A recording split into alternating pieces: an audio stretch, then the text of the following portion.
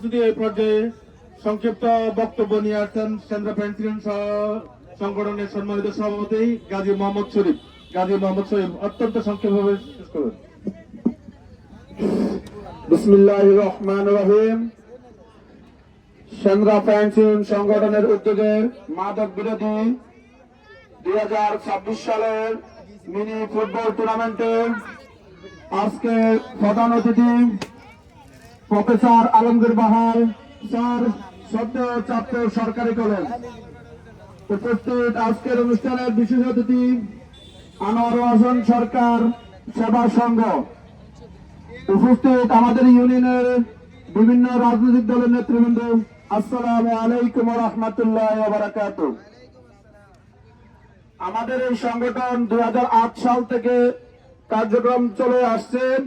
বিগত দিনে আমাদের সংগঠনের পক্ষ থেকে আপনার যে ত্রাণ সহায়তা, শীত বস্ত্র, ঈদে ইত্যাদি কার্যক্রমের একটাই উদ্দেশ্য, যেন ইয়াং জেনারেশন মাদকাসক্ত না হয়, মাদকের দিকে যেন না যায়, খেলাধুলায় এবং অন্যান্য কার্যক্রমে যেন সবাই মনোযোগী থাকে।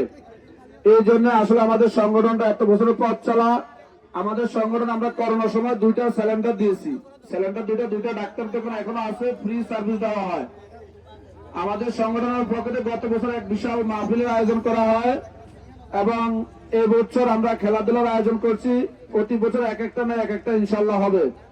তা আজকে সকলের প্রতি আন্তরিক ধন্যবাদ, অতিথিবৃন্দের প্রতি কৃতজ্ঞতা জ্ঞাপন করছি। ওনাদের আসলে এখানে এসে আমাদের অনুষ্ঠানকে সফল করার জন্য ওনাদেরকে অসংখ্য ধন্যবাদ। রাহমাতুল্লাহি ওয়া বারাকাতুহু।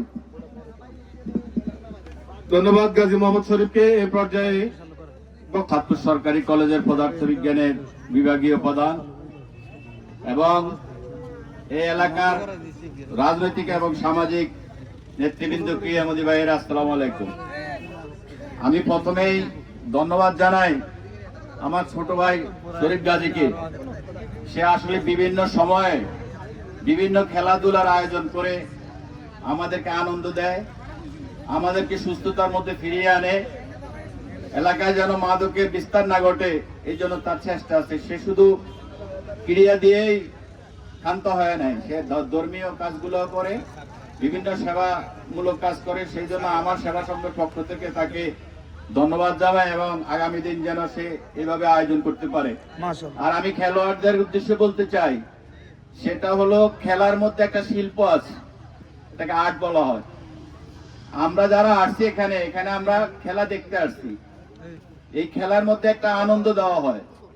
আমরা যেন তোমাদের খেলার এই শৈল্পিকতা দিয়ে আমাদেরকে যত বেশি আনন্দ দিতে পারবে এই আশাবাদ ব্যক্ত করে সুন্দর একটি এই খেলা যেন আমরা দেখতে পাই, সে আশাবাদ ব্যক্ত করে শেষ করলাম। উনি পুরো দেশে পরিচিত খেলোয়াড় হিসেবে। জি স্যারকে 2-4টি কথা বলার জন্য বিশেষ অনুরোধ জানাচ্ছি। আসসালামু আলাইকুম। সম্মানিত এলাকাবাসী, ইতিমধ্যে আপনারা আমার পরিচয় জেনেছেন। আমার সমসাময়িক বয়সে যারা আছে সবাই আমাকে কম বেশি চিনে, কিন্তু এরপরে প্রায় 30 বছর এখন যাদের বয়স হয়েছে তারা হয়তো কিছুটা চিনবে, কিন্তু এর পরের কিন্তু প্রজন্ম আগাম অনেকটা চিনে না, যারা চাঁদপুর সরকারি কলেজে পড়ে তারা ব্যতীত। বিশেষ করে এখন যাদের বয়স 16 থেকে 20-22 তারা অনেকে আমাকে চিনবে না। এই মেঠো পথ ধরে কিন্তু আমার জীবন চলা। আমি বালেশ্বর স্কুলে ছাত্র ছিলাম।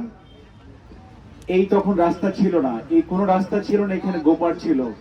আমার মনে পড়ে যে কিছুক্ষণ আগে মসজিদে নামাজ পড়তে যাওয়ার পর বাসার ব্যাগে দেখেছিলাম আমি এখানে, যিনি তার সাইকেলের দোকান ছিল, ওই সাইকেল দিয়ে কিন্তু ওনার সাইকেল দিয়ে আমার জীবনে সাইকেল চালানো শুরু হয়েছে।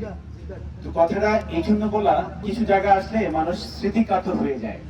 আমি আমার গ্রামে আমার শৈশবে যখন ফিরে আসছি, আপনারা সেন্দ্রা ফ্রেন্ডস ইউনিয়ন সংগঠন আমাকে আজকে এই প্রীতি ফুটবল টুর্নামেন্ট এবং ম্যাচের যে আয়োজন করেছেন, এই আয়োজনে আমাকে আপনারা প্রধান অতিথি হিসেবে নিমন্ত্রণ করে আমাকে ধন্য করেছেন। আমি অত্যন্ত হৃদয় এবং ধন্য মনে করছি। সত্যিকার অর্থে আমার মন চায় বারবার আমার এলাকায় আসি, আমার গ্রামে ফিরে যাই, আমার মানুষগুলোকে আমরা দেখতে পাই। যেন আমি আজকে শুধু যুব সমাজের জন্য দুটো কথা বলবো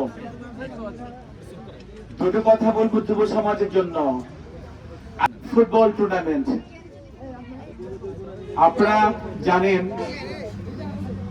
একটা পরিবারকে ধ্বংস করার জন্য বেশি কিছু প্রয়োজন নাই, শুধু ওই পরিবারে যদি আপনি কাউকে মাদক দিয়ে যদি তাকে আসক্ত করে দিতে পারেন, যদি আপনার মানে কঠিনতম যদি শত্রুতা থাকে তাহলে এই কাজটি করবেন।